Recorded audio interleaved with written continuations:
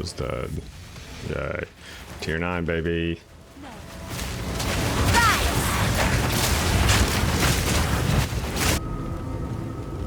Cool.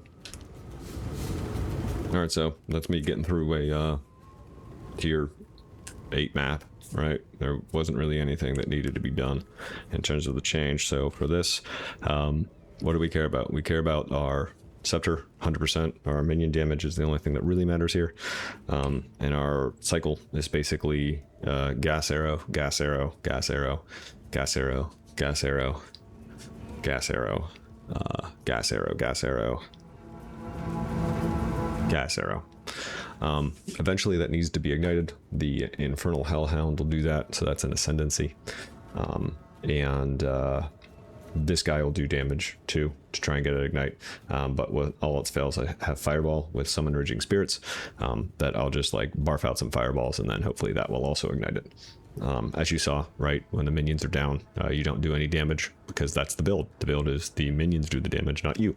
So your job is to just stay alive. Other modifications, eventually I would drop Fireball for the exposure for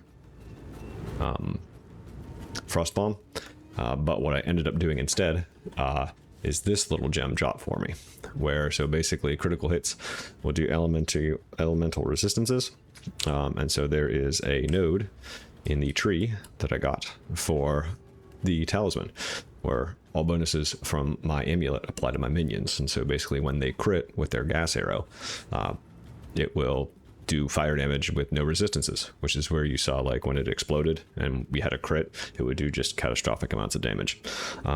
Everything in your skill tree, literally everything in your skill tree is just going to get minion damage. Minion damage because you do command skills. Minion damage because of area of effect, and minion damage from cooldown. Revive, obviously, that's useful because they die all the time. Minion damage. What's this? Oh, minion damage. What about up here? Minion damage. This? Critical damage for minions. And the other thing, so when you path through here, you want to get Lord of Horrors first, so you can get 5 skeletal snipers. 5's the magic number. Everything else that when you get extra spirit and stuff, put it into other things, because you'll use muster, and you will use what the hell's that thing called? The right, this thing at your command. Your command skills will do 10% more damage for each persistent minion, so you want one of basically every minion that you possibly can. And so when I end up going to get my ascendancy, I will get the will here. Is that it? Yes. So it reserves 25% life to get more life, and then that way I'll just keep adding my minions to that with wide varieties. So that's at the time that I would get rid of Fireball, is when I do that ascendancy. But I didn't want to go too crazy with it, right? Because I wanted to keep it to something that like a basic regular like fucko would be able to do.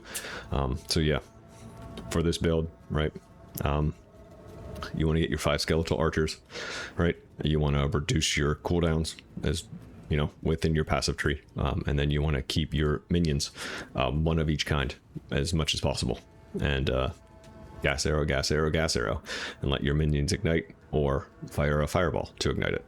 And that's it. That's it. Cool. So I think that's the end of Dueling the Witch.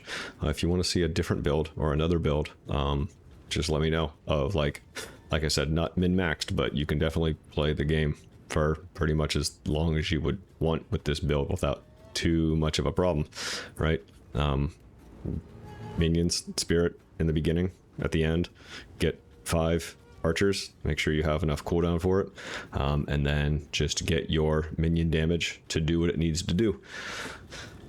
Yeah, that's about it.